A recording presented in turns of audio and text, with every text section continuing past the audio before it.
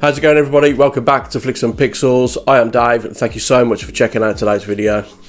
So as you can see from the thumbnail, I'm going through Arrow's release of Inglourious Basterds, and there's been a lot of talk about this online. People have been talking about how it's the same transfer as the Universal transfer. Now, I didn't have that Universal 4K disc. I'm not quite sure why, to be honest, because Inglourious Basterds is one of my favourite Quentin Tarantino films. Reservoir Dogs and Pulp Fiction, as you all probably know already, is top two for me. Which one's one and which one's two? I still can't separate them, to be honest. But Pulp Fiction is probably just edging number one, if I'm being honest.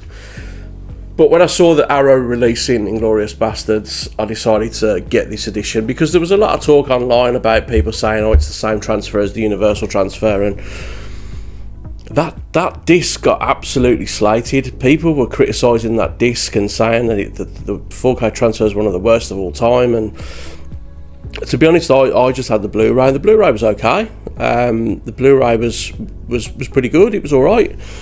So I don't know why I didn't get the 4K disc from Universal, to be honest. I guess I was happy with the Blu-ray, I suppose. But I like Arrow releases, and you know, you'll tell by if you watch my channel and you watch it from the start, or even if you just join, a lot of my videos are sort of Arrow releases. I just love the way they do their packaging.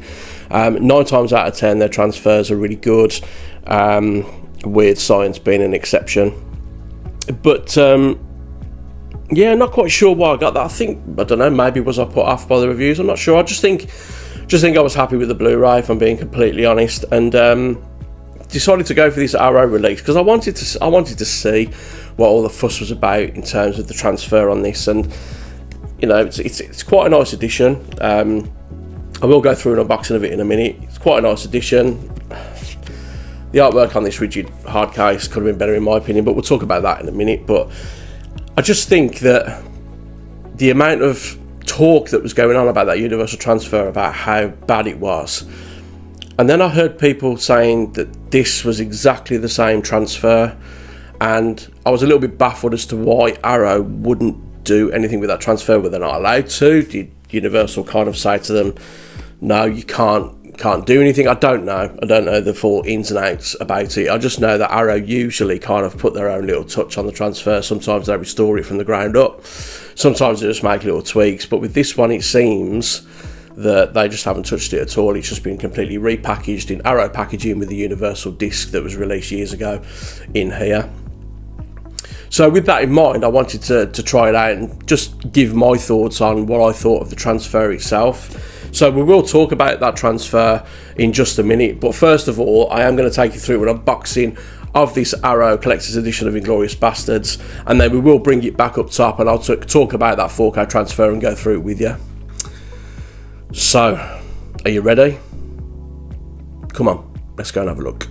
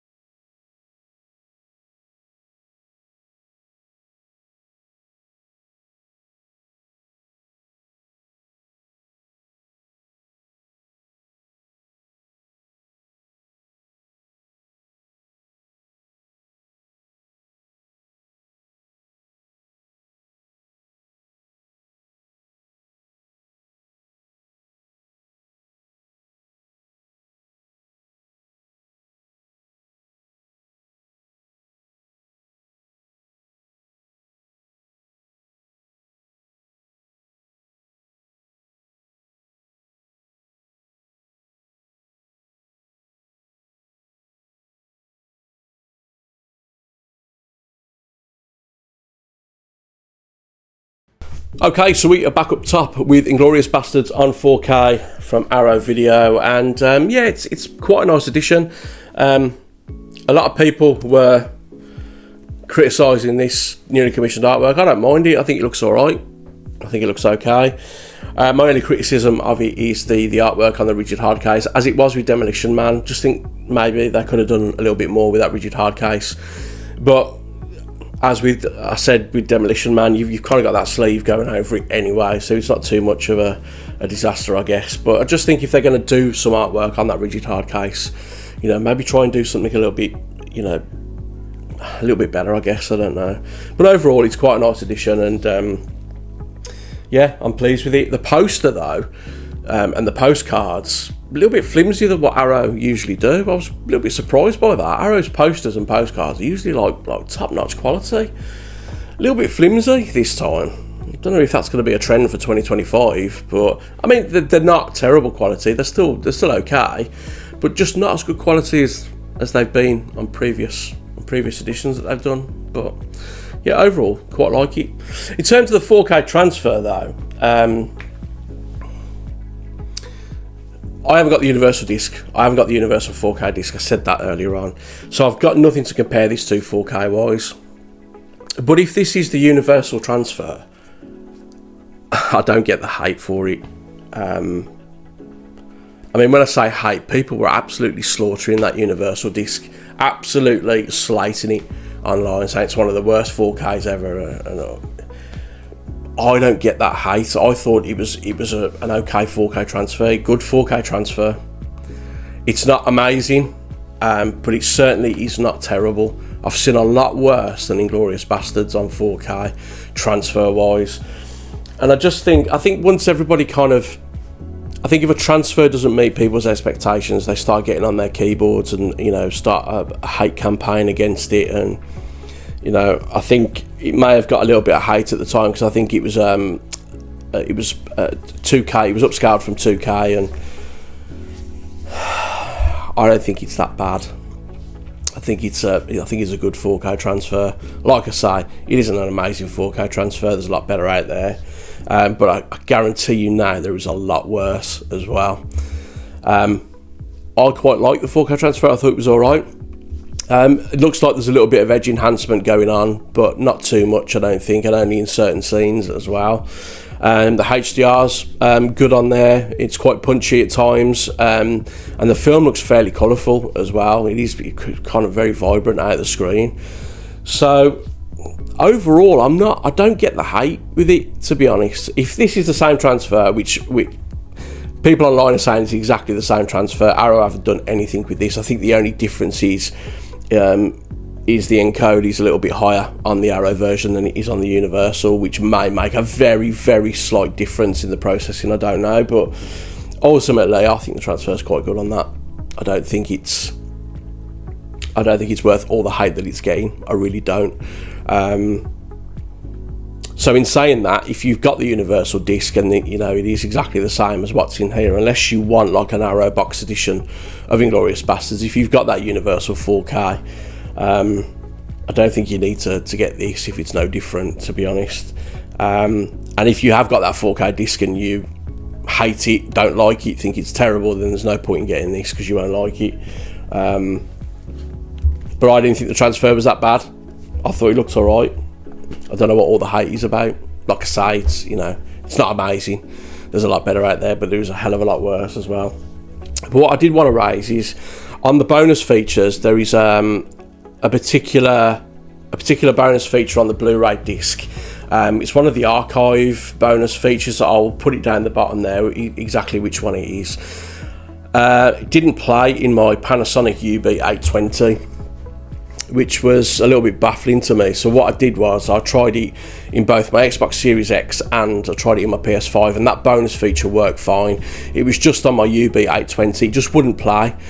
The special feature is there to select, but when you select it, the screen just kind of goes black, and it's almost like it's trying to register the information on the disc, and then it just cuts out and goes back to the menu. A little bit odd, to be honest. Initially I thought it may have been a disc issue, where there might have to have been a replacement scheme going on with it, but That's not the case because it played okay on my consoles, so I think it's potentially just a UB820 player issue. So if you've got a Panasonic UB820, you won't be able to play that bonus feature, unfortunately. Everything else plays fine, all the other bonus features play fine, the film plays fine as well. So it is just that one, which is just really confusing. Don't quite know what's going on with that, and my firmware's up to date on my player as well. So yeah, I'm not sure, but overall, guys, I've got to say I'm happy with this edition. It's a nice box set, and I don't think the 4K transfer is that bad. I think it's all right. I don't get the hate for this 4K transfer, to be honest. Yeah, I think it's good. And you know, they might remaster it. They might do like a remaster in a few years. They might kind of, from the ground up, they might do a new remaster of the 4K and whatever. But as it stands, this ain't bad. It ain't bad at all, not by a long stretch, to be honest. So if you're looking to pick it up and you haven't got the 4K disc already, I think you'll be pretty pleased with it. I really do. I think it's good. I do. So that is all for today, guys. Please leave me some comments down below and let me know. Let me know your thoughts on the Universal disc. Do you think it gets too much hate? Do you think the hate is justified on that disc? Have you got both? Have you got the Universal and this Arrow one? Have you compared them? Are there any differences? Just let me know down below. I'm really intrigued to hear what people have got to say about it. And yeah, thank you ever so much for watching. As always, if you did like the video today, please give it a thumbs up. It really does mean a lot to me. And if you would consider subscribing to the channel as well, that would be amazing. And hopefully I will see you again on my next video. Until then, take care.